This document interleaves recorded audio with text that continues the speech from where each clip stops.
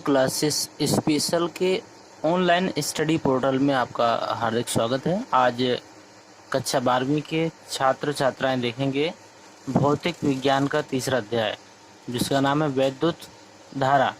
वैद्युत धारा के अंतर्गत जो भी कॉन्सेप्ट अति महत्वपूर्ण है उन सभी को हम लोग यहाँ देखेंगे, और इसके जो भी न्यूमेरिकल होंगे जिन्हें हम लोग सवाल के नाम से जानते हैं और डेरिवेशन, उन्हें हम लोग बोर्ड के माध्यम से देखेंगे। तो पहले आज हम इसके महत्वपूर्ण बिंदुओं को देखते हैं।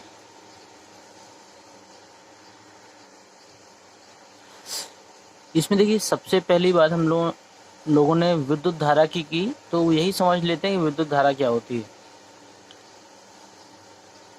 आवेश प्रवाह की दर, आवेश प्रवाह की दर को क्या कहते हैं? विद्युत धारा। आवेश कहाँ प्रवाहित होता है? चालक में। आपने कभी भी देखा होगा किसी भी चालक तार के एक सिरे से लेकर दूसरे सिरे तक आप छुएं, आपको कोई फर्क महसूस नहीं होगा, लेकिन उसमें एक सिरे में बिजली का एक तार लगा देने से उस पूरे चालक तार में धारा प्रवाहित होने लगती है। तो ये जो धारा प्रवाहित होने का कारण होता है, ये होता है आवेश। जिस प्रकार हम कह सकते हैं आवेश प्रवाह की दर क्या कहलाती है? विद्युत धारा कहलाती है। इसी में बात रखी गई प्रतिरोध की। प्रतिरोध का मतलब होता है अवरोधक, इसे हम बोल सकते हैं। तथा आवेश प्रवाह में किसी पदार्थ द्वारा उत्पन्न बाधा को प्रतिरोध कहते हैं। उत्पन्न बाधा को क्या कहते हैं? प्रतिरोध। जैसे आपने देखा होगा अपने घरों में कि बिजली की सप्लाई बहुत ही नॉर्मल ढंग से हो रही है, लेकिन आपने बीच में एक हीटर का कनेक्शन कर दिया, तो जैसे ही आप हीटर को ऑन करते हैं आपके घर की बिजली थोड़ा सा डाउन हो जाती है। या फिर ऐसा मान के चलिए आपके घर के सारे उपकरण बंद हैं और सिर्फ एक बल्ब जल रहा है, लेकिन अचानक सारे उपकरणों के चालू कर देने से उस बल्ब की रोशनी में थोड़ा सा कमी आती है। तो इसे क्या कह सकते हैं हम? ये सब क्या है? विद्युत धारा के रास्ते में होने वाले प्रतिरोध हैं। तो विद्युत धारा यदि हमें ज्ञात करनी है तो I बराबर Q/T। Q क्या है? आवेश है, T क्या है? समय है। यानी आवेश प्रवाह की जो दर होती है वो क्या कहलाती है? विद्युत धारा। तो उम्मीद करते हैं कि ये परिभाषा आपको पूरी तरह समझ में आ गई होगी। इसके कुछ महत्वपूर्ण बिंदु हैं। विद्युत धारा का SI मात्रक एम्पियर होता है। इसे A से प्रदर्शित करते हैं। विद्युत धारा का मात्रक कूलाम प्रति सेकंड होता है। विद्युत धारा का मात्रक कूलाम प्रति सेकंड होता है। नंबर 3 है, विद्युत धारा की दिशा धन आवेश के प्रवाह की दिशा में होती है तथा ऋण आवेश के प्रवाह के विपरीत दिशा में होती है। ध्यान दीजिएगा, ये प्रश्न पूछा जा सकता है कि विद्युत धारा की दिशा क्या होती है। इसके बाद में ऑप्शन दे देगा धन आवेश के प्रवाह की दिशा में, ऋण आवेश के प्रवाह की दिशा में। तो यहाँ पर ध्यान देना है कि धन आवेश के प्रवाह की दिशा में होती है तथा ऋण आवेश के प्रवाह के विपरीत दिशा में होती है। अगला पॉइंट है, यदि धन आवेश तथा ऋण आवेश का प्रवाह, यदि धन आवेश तथा ऋण आवेश का प्रवाह एक ही दिशा में हो तो जो प्लस वाली धारा होगी और माइनस वाली धारा होगी वो आपस में सर्वांग सम होगी। यदि धनावेश तथा ऋणावेश का प्रवाह विपरीत दिशा में हो तो भी धनात्मक मानी जाएगी। अगला है विद्युत धारा में परिमाण। परिमाण कहते हैं किसी भी चीज के मान को तथा दिशा दोनों प्रदर्शित होते हैं। विद्युत धारा में परिमाण व दिशा दोनों प्रदर्शित होते हैं, परंतु यह एक अदिश राशि कहलाती है। ध्यान दीजिएगा, ये प्रश्न बहुत ही महत्वपूर्ण है। विद्युत धारा में परिमाण भी होता है और दिशा भी होती है, लेकिन फिर भी ये अदिश राशि है। इसका कारण है कि विद्युत धारा सदिश योग नियम का पालन नहीं करती है। प्रश्न आ सकता है कि विद्युत धारा एक अदिश राशि है, क्यों? इसका कारण है कि विद्युत धारा सदिश योग नियम का पालन नहीं करती है, इसलिए यह एक अदिश राशि है। 1 एम्पियर आपका 1 कूलम प्रति सेकंड के बराबर होता है, या फिर हम इसको 1 एम्पियर बराबर 6.25 × 10⁸ इलेक्ट्रॉन प्रति सेकंड कह सकते हैं। प्रवाह की दिशा के आधार पर धारा 2 प्रकार की होती हैं।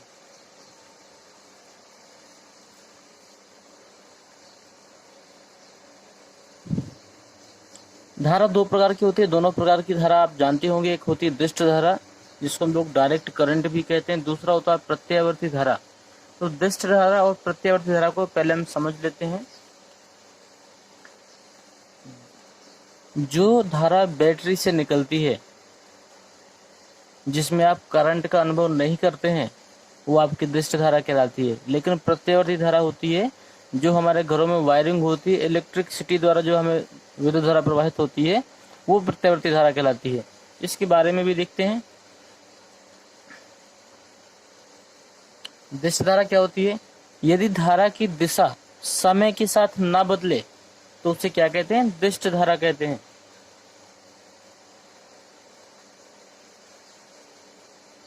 जैसे आपने देखा होगा, बैटरी से बल्ब लगाने के बाद में यदि बैटरी डाउन होती है तो बल्ब भी डाउन होता जाएगा और लास्ट में बल्ब बुझ जाएगा। लेकिन इसके स्थान पर यदि विद्युत धारा हो और उसके पावर को आप घटाते चले जाएं तो आपको कुछ समय बाद ऐसा लगेगा जैसे बल्ब जल भी रहा हो और बुझ भी रहा हो। तो इस प्रकार हम कह सकते हैं दृष्ट धारा वह धारा होती है जो समय के साथ नहीं बदलती है। लेकिन प्रत्यावर्ती धारा कौन सी होती है? ये आवर्ती रूप से बदलती है, मतलब घटती भी है और बढ़ती भी है। यदि धारा की दिशा तथा परिमाण आवर्ती रूप से बदलते रहते हैं तो उसे क्या कहते हैं? प्रत्यावर्ती धारा कहते हैं। अब अगली बात होती है चालक की।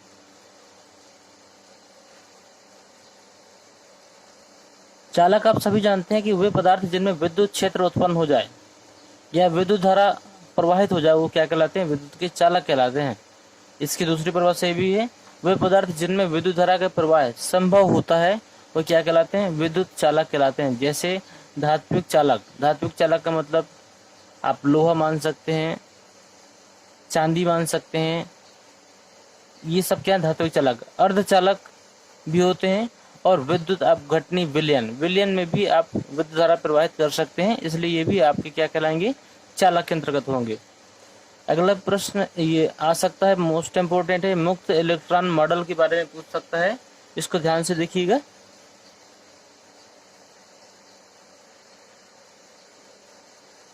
प्रत्येक पदार्थ जो है परमाणुओं से मिलकर बना होता है, ये तो सबको मालूम है। और उस परमाणुओं के केंद्र पर धन आवेशित नाभिक भी होता है। इसे आप कल्पना करते जाइए, सबको समझ में आ जाएगा। माना कि कोई परमाणु है, उसके केंद्र पर क्या है? धन आवेशित नाभिक है तथा ऋण आवेशित जो इलेक्ट्रॉन होता है वो नाभिक की विभिन्न कक्षाओं में घूमता रहता है। नाभिक व इलेक्ट्रॉनों के मध्य एक आकर्षण बल कार्य करता है। यह आकर्षण बल इलेक्ट्रॉन पर उतना कम बल कार्य करता है नाभिक से जितना अधिक दूरी पर होगा। मतलब इलेक्ट्रॉन जितना दूर पर होगा नाभिक से, बल उतना कम काम करेगा, और जितना नजदीक होगा बल उतना अधिक काम करेगा। सबसे बाहरी कक्षक इलेक्ट्रॉन पर नाभिक का आकर्षण बल इतना कम होता है कि इलेक्ट्रॉन को छोड़कर कभी कभी कक्षा से ये जो इलेक्ट्रॉन होते हैं ये कक्षा को छोड़कर कभी कभी बाहर भी चले जाते हैं। उन्हें क्या कहते हैं? संयोजी इलेक्ट्रॉन कहते हैं। जो इलेक्ट्रॉन कक्षाओं को छोड़कर बाहर चले जाते हैं वो क्या कहलाते हैं? संयोजी इलेक्ट्रॉन कहलाते हैं। संयोजी इलेक्ट्रॉन के निकल जाने से परमाणु क्या होता है? धन आयन में परिवर्तित हो जाता है। संयोजी इलेक्ट्रॉन के निकल जाने से परमाणु धन आयन में परिवर्तित हो जाता है। इसके कुछ पॉइंट हैं। मुक्त इलेक्ट्रॉन को चालक इलेक्ट्रॉन भी कहते हैं। मुक्त इलेक्ट्रॉन को क्या कहते हैं? चालक इलेक्ट्रॉन भी कहते हैं। इन्हीं की कारण विद्युत धारा प्रवाहित होती है। चालक इलेक्ट्रॉन की कारण क्या होती है? विद्युत धारा प्रवाहित होती है। और शेष भाग में धन आयन होते हैं। जो परमाणु के शेष भाग में धन आयन होते हैं, इनकी स्थिति स्थायी होती है। ये अपनी स्थिति के परितः कंपन करते हैं। इनका आयाम ताप पर निर्भर करता है। और चालक में प्रत्येक इलेक्ट्रॉन का औसत वेग शून्य होता है। जो चालक होता है उसमें इलेक्ट्रॉन का औसत वेग शून्य होता है, अतः कोई भी नेट धारा इसमें नहीं बहती। माध्य मुक्त पथ। हम आपको बता दें कि जो नोट्स है ये पूरी तरह से छटनी करने के बाद तैयार किया गया है, जिसमें सिर्फ वो चीजें दी गई हैं जो आपकी परीक्षा की दृष्टि से अति महत्वपूर्ण है। इनमें सारी चीजों को आपको सीखना है। इसके बावजूद अगर कोई चीज नहीं बनती उसे पूछना है। और गारंटी देते हैं पेपरों में इन्हीं नोट्स से आपका इतना पेपर फंसेगा कि आप अच्छे मार्क्स पा सकते हैं। देखिए आगे, इलेक्ट्रॉनों की धन आयनों के साथ जो दो टक्करों के बीच इलेक्ट्रॉनों के द्वारा जो फेंकी गई दूरी को क्या कहते हैं? मुक्त पथ कहते हैं। पद नहीं, सॉरी, ये पथ है। इलेक्ट्रॉनों की धन आयनों के साथ जो दो टक्कर होते हैं उनके बीच में जो इलेक्ट्रॉनों द्वारा फेंकी गई दूरी होती है उसे मुक्त पथ कहते हैं। तथा मुक्त पथों ये था है मुक्त पथों के औसत मान को माध्य मुक्त पथ कहते हैं। इसे लैम्डा बार से प्रदर्शित करते हैं। जो माध्य मुक्त पथ की कोटि होती है वो 10⁻⁹ मीटर की होती है। माध्य मुक्त पथ का SI मात्रक मीटर होता है। दूरी का कोई भी मात्रक होगा मीटर ही होता है तथा विमीय सूत्र जो होता है M0L/T0 होता है। श्रांति काल, इसके सवाल भी आ सकते हैं और ये स्वयं भी महत्वपूर्ण है। मुक्त इलेक्ट्रॉनों तथा धन आयनों के बीच, मुक्त इलेक्ट्रॉन तथा धन आयनों के बीच दो क्रमागत का मतलब लगातार, मुक्त इलेक्ट्रॉन तथा धन आयनों के बीच दो लगातार टक्करों के बीच लगे माध्य समय को श्रांति काल कहते हैं। ध्यान दीजिएगा, दो मुक्त इलेक्ट्रॉन तथा धन आयनों के बीच में जो दो क्रमागत का मतलब होता है एक को छोड़कर जो अगला होता है, दो टक्करों के बीच लगे माध्य समय को श्रांति काल कहते हैं। क्रमागत श्रांति काल को हम लोग टाउ से प्रदर्शित करते हैं। ये जो बना हुआ है श्रांति काल के बगल में चिन्ह, ये आपका टाउ कहते हैं। इसे टाउ = माध्य मुक्त पथ बटे औसत चाल। औसत चाल होती है उसे VRMS, V फॉर वेग के लिए प्रदर्शित किया जाता है, RMS लिखते हैं औसत चाल के लिए। इसका जो सूत्र बनेगा, जो ये बन जाएगा आपका टाउ बराबर 10⁻⁻14 सेकेंड। अगर सिर्फ टाउ का मान पूछता है तो आप लिख सकते हैं 10⁻14 सेकेंड। ये मोबाइल नंबर दिया गया है 9919424742। आप अपने किसी भी विषय की हेल्प के लिए इस नंबर का सहारा ले सकते हैं। इस नंबर के माध्यम से आपको नोट्स उपलब्ध हो जाएंगी। उसकी जो भी कंडीशन होगी आप अपना नाम कक्षा लेकर भेजिए, उसको आपको बताया जाएगा। श्रांति काल की कोटि पूछ सकता है। श्रांति काल की कोटि होती है 10⁻14 सेकेंड। अगला है धारा घनत्व। किसी चालक में किसी बिंदु पर धारा घनत्व एक ऐसी राशि है जिसका परिमाण उस बिंदु के परितः लिए गए एकांक क्षेत्रफल के अभिलंबवत गुजरने वाली धारा के बराबर होता है। फिर से देखिएगा, किसी चालक में किसी बिंदु पर धारा घनत्व, मतलब कोई भी चालक आप ले लीजिए, उसके पर्टिकुलर किसी बिंदु पर अगर आप धारा घनत्व निकाल रहे हैं तो वह एक ऐसी राशि बनेगी जिसका परिमाण उस बिंदु के परितः, जो भी आपने बिंदु माना है, उस बिंदु के परितः लिए गए एकांक क्षेत्रफल के अभिलंबवत गुजरने वाली धारा के बराबर होता है, जिसकी दिशा उस बिंदु पर धारा की दिशा के अनुदिश होती है। माध्य धारा घनत्व को J बार से प्रदर्शित करते हैं। ये टाउ नहीं है, ये J है आपका। माध्य धारा घनत्व को J बार से प्रदर्शित करते हैं। तो J बार = ΔI बटे ΔS cos थीटा। I = ये आपका समाकलन का चिन्ह है, J बार × DS। विद्युत धारा को धारा घनत्व का फ्लक्स भी कहते हैं। ध्यान दीजिएगा, विद्युत धारा को धारा घनत्व का फ्लक्स भी कहते हैं। इसके कुछ महत्वपूर्ण बिंदु हैं, ध्यान दीजिएगा इस पे। धारा घनत्व के SI मात्रक एम्पियर प्रति मीटर स्क्वायर होता है तथा इसका जो विमीय सूत्र होता है L-2A होता है। धारा घनत्व एक सदिश राशि है जिसकी दिशा विद्युत धारा अर्थात विद्युत क्षेत्र की दिशा में होती है। किसी चालक में सभी जगह धारा का मान समान होता है। किसी चालक में सभी जगह धारा का मान समान होता है। अगला है प्रतिरोध। प्रतिरोध आपने शुरू में ही देख लिए थे, लेकिन फिर भी ध्यान दीजिएगा। धारा के प्रवाह में चालक द्वारा उत्पन्न बाधा को, धारा के प्रवाह में चालक द्वारा उत्पन्न बाधा को चालक का प्रतिरोध कहते हैं। चालक के प्रतिरोध को R से व्यक्त करते हैं। R बराबर V/I। V4 यहाँ पर विभवांतर है।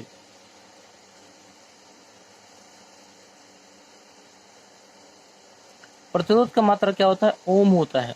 ओम को एक हम लोग कैप की तरह बनाते हैं। इसे वोल्ट प्रति एम्पियर भी कहते हैं। जो इसका मात्रक होता है इसे वोल्ट प्रति एम्पियर भी कहते हैं। यह परिभाषा आपकी कई बार आई है, 1 ओम की परिभाषा। इसकी परिभाषा को आप नोट डाउन भी करिएगा, याद भी करना है आपको। यदि किसी चालक के सिरे के बीच 1 वोल्ट विभवांतर लगाने से, ध्यान दीजिएगा इसी से बना है, 1 वोल्ट विभवांतर लगाने से यदि उसमें प्रवाहित धारा 1 एम्पियर हो, इसी में देखिए किसी चालक के सिरे के बीच, किसी चालक के सिरे के बीच 1 वोल्ट विभवांतर लगाने से यदि उसमें प्रवाहित होने वाली धारा 1 एम्पियर हो तो उसका मान क्या होता है, उस 1 ओम होता है। यदि किसी चालक के सिरे पर के बीच 1 वोल्ट विभवांतर प्रवाहित करने पर उसमें प्रवाहित धारा का मान 1 एम्पियर हो तो इसका प्रतिरोध कितना होगा, 1 ओम होगा। अब देख लेते हैं ओम का नियम। ओम का नियम है आपका, इस नियम के, ये मोस्ट इंपोर्टेंट है आपका। इस नियम के अनुसार यदि किसी चालक की भौतिक अवस्था न बदली जाए, ये आपका हाई स्कूल में भी है। इस नियम के अनुसार यदि किसी चालक की भौतिक अवस्थाएं न बदली जाए तो चालक के सिरों के विभवांतर और चालक में प्रवाहित धारा, तो चालक के सिरों का जो विभवांतर होगा उसमें प्रवाहित धारा के समानुपाती होता है। इसको ये भी लिख सकते हैं I समानुपाती V। तो V बटे I बराबर R हो गया, जो R क्या होता है, एक नियतांक होता है। या फिर इसकी परिभाषा ये भी लिख सकते हैं, यदि किसी चालक की भौतिक अवस्था न बदली जाए तो चालक के सिरों के विभवांतर तथा चालक में उत्पन्न धारा का अनुपात क्या होता है, नियत रहता है।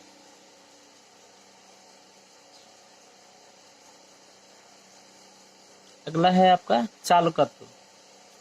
प्रतिरोध के व्युत्क्रम को, मतलब प्रतिरोध R होता है, उसको जो व्युत्क्रम को क्या कहते हैं, चालकत्व कहते हैं। इसे कैपिटल G से प्रदर्शित करते हैं। प्रतिरोध के व्युत्क्रम को चालकत्व कहते हैं, इसे कैपिटल G से व्यक्त करते हैं। कैपिटल G बराबर 1/R। चालकत्व का जो SI मात्रक होता है वो mu होता है। इसे ओम इनवर्स भी कहते हैं, ओम इनवर्स भी कहते हैं। इसका विमीय सूत्र M-1 L-2 T3A2 होता है। तो इस अध्याय का पहला पार्ट हम यहीं समाप्त करेंगे। अगले पार्ट में आप देखेंगे विशिष्ट प्रतिरोध, प्रतिरोधकता, गतिशीलता और मोस्ट इम्पोर्टेंट टॉपिक है अपवाह वेग तथा विद्युत धारा में संबंध। ये सारी चीज़ें आप अगले पार्ट में देखेंगे। तो इसके अगले पार्ट को देखने के लिए आप हमारे अगले वीडियो को ज़रूर देखिएगा। और इस वीडियो को यदि आपने पसंद किया हो तो आप अपने सभी दोस्तों को शेयर करते हुए वीडियो को लाइक करें और एक अच्छा सा कमेंट करना बिल्कुल ना भूलें। और अभी तक यदि आपने चैनल सब्सक्राइब नहीं किया है तो चैनल को सब्सक्राइब करके हमारी ऑनलाइन क्लासेस में आप अपना योगदान ज़रूर दें। Thank you.